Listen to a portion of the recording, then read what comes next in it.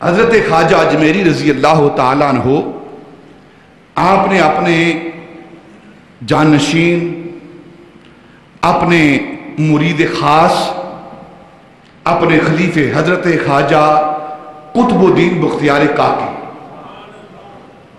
حضرت خواجہ قطب الدین بختیار کاکی، ان سے فرمایا بختیار ایک بات کہنے لگا ہوں،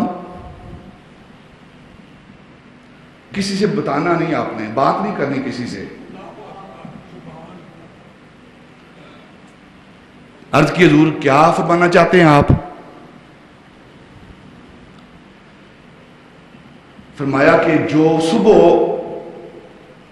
صبح آئے گی نا، جو صبح میرا دیدار کرے گا، میرے چہرے کو دیکھے گا، حضرت خواجہ معین الدین چشتی اجمیری فرما رہے ہیں، جو صبح میرا دیدار کرے گا، میرے چہرے کو دیکھے گا، اللہ رب العزت کو جنت عطا کر دے گا، وہ جنتی ہو جائے گا۔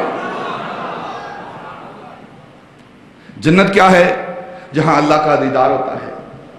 تو جو صبح میرے چہرے کو دیکھے گا، لیکن تم نے بتانا کسی کو نہیں۔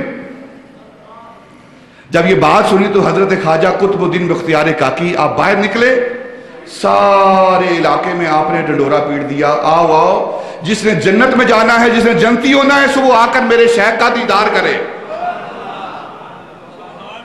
آپ نے فرمایا جب صبح حضرت خواجہ معین الدین چشتی باہر نکلے، دیکھا لوگوں کا ہجوم جرمٹ ہے، جمع غفیر ہے، تو اپنے مرید کی طرف دیکھا، بختیار یہ تو نے کیا کیا ہے؟ حضور غلطی ہوئی ہے، آپ کی حکم عدولی ہوئی ہے، لیکن بختیار یہ چاہتا تھا کہ نبی کی امت تمہیں دیکھتی رہے اور جنت میں جاتی رہے۔